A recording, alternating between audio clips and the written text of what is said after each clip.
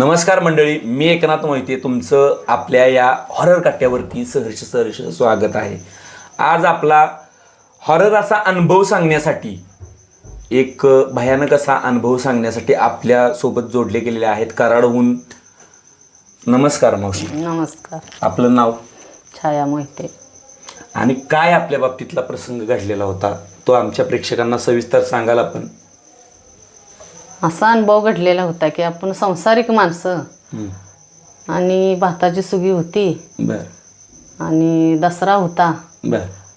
आम्ही भात काढायला गेलेलो. आम्ही जावा तिघीजणी. असं लांबच होतं ते रान. गावापासून लांब असं डोंगर रानात. आणि तिथं भात कापलं, आणलं, भारं घालून बुचाड लावलं. तर दुपार झाली. तर म्हटली तर भराभरात चोपून काढूया आणि संध्याकाळी सण आहे, आपण आपलं संध्याकाळी घरी जाऊया.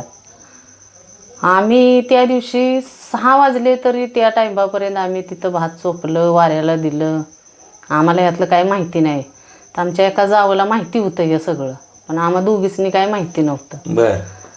आणि आमचं गावाच्या शेजारीच जनावरं चारायला नेते येतं तिकडंच.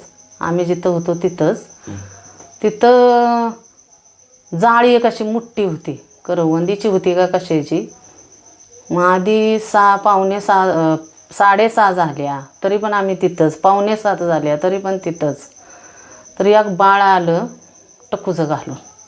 ते सगळ्या जाळीच्या सभोवतानं असं उड्या मारायला लागलं. म्हटलं असं काय. म्हटलं अक्का, म्हटलं तिकडं बघा. म्हटलं ते पोहार कशाला आलं असेल या टाईमाला. अंधार पडला. लहान मुलगा. हां, अंधार पडलाय आणि आता कशाला आलं असेल इकडं.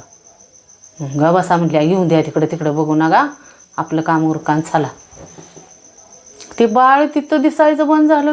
माणूसच आला. माणूस म्हटलं आत्ता तर इथं बाळ दिसत होतं टक्कूचं वालं ना, आता कुठं गेलं. आता माणूसच आला. असू द्या म्हणली, येऊन द्या, तुम्ही उरका तुमच्या पुढे यातलं. आम्हाला यातलं काय अनुभवच नाही. दुसरी जाऊबाई आणि मी आम्ही आपलं ते तमाशाच बघायला. ते पोरगं कधी नाचतंय, ते माणूस कधी नाचतोय. मग हिला माहिती होतं, ही जाम भ्यायलेली, पण आम्हाला सांगितलं नाही. मग झालं तिथलं भाताचं आपलं उरकलं, पुती भरली, डोसक्यावर घेतली तिघीजणींनी आलो. आल्यावर खाली गावाच्या शेजारी आल्यावर एक बाई म्हणली, तुम्हाला फोड उठलं. म्हणली कशाला बसला तसा अजून ग, मारंगान निघतं ना. तर काय मारंगान कसलं. म्हटलं ते शिलंगणाचं मारंगान असतं काय असतं. म्हणलं आम्हाला नाही माहिती. मग ती आमची जाऊबाई म्हणते, मग ते मागाशी दिसत होतं तिथं आपल्याला तिकडं अटकाकडं ते हेच होतं. आम्हाला काही ह्यातलं माहितीच नाही की बाबा हेच आहे म्हणून. मग आम्ही खाली आल्यानंतर आम्हाला लई भ्या वाटलं बाबा. म्हणलं ती बाई आम्हाला म्हटली, सुटला असा तुम्ही त्या तडाख्यातनं, क्रॉस झाला असा जरा तुमचा देव.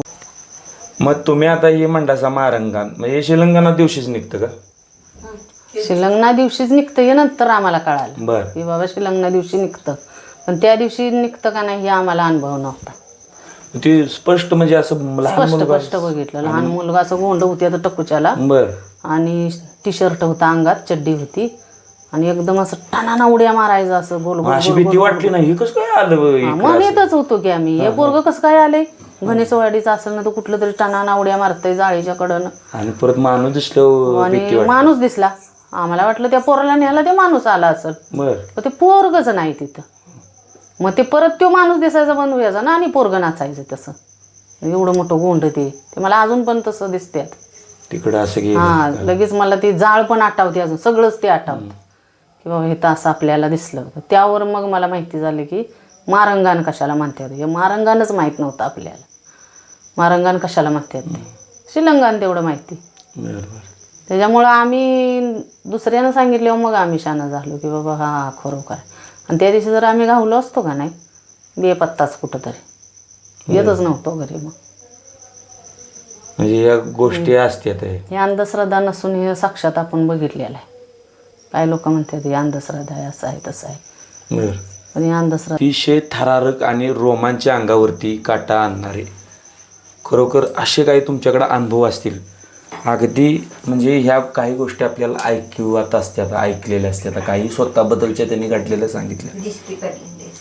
पण ह्या गोष्टी ज्यावेळेस घडतात अशा सगळ्या, त्यावेळेस हे अनुभव येताना आता तुम्हाला काय वाटतंय? भूत नावाचा प्रकार असतो 100%.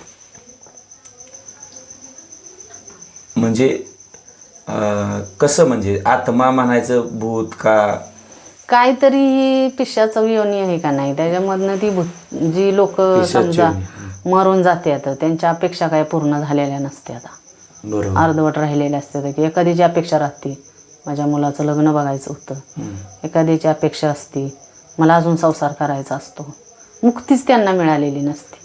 त्याच्यामुळं ती जी पिशाची योनी आहे का नाही त्यात ती ढकलली जातात, ती खालीच राहतात. आणि ज्यांचं मन तृप्त झालं आहे की आता मला म्हणजे विषय घ्यायचा नाही, मोह माया आहे यात अडकलेलं नाही, ती लोक सरळ वर निघून जातात. हे खरं आहे. ही अगदी 100% खरं आहे. कारण त्यांना अडकलेला असतो आत्मा खाली त्यांचा. त्याच्यामुळे ते देव म्हणतो तुझी अपेक्षा पूर्ण झालेली नाही, पिशाची योनी हिंडून हिंडून हिंडून ये जा, त्यात काय सुख आहे ते बघ. आणि जो खऱ्या मार्गानं जो जातो म्हणजे स्वार्थ करीत नाही किंवा मागं ही लटकी माया आहे ह्यात कुठं भरकटत नाही. बघा स्वार्थी लोक असतात, स्वार्थ करीत नाही, ती लोक सरळ मार्ग आहे.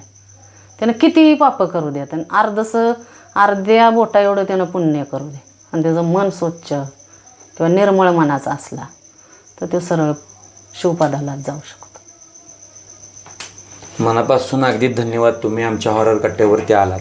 तुमचे सुद्धा असे काही हॉरर अनुभव असतील, भयंकर असे अनुभव असतील किंवा तुम्ही भूताचे खरे का असे काही अनुभव असतील तर आमच्या कट्ट्याशी जरूर शेअर करा. आमचे खाली कॉन्टॅक्ट्स आहेत आणि तुमचे अनुभव आम्ही लोकांपर्यंत पोहोचवू. तोपर्यंत धन्यवाद.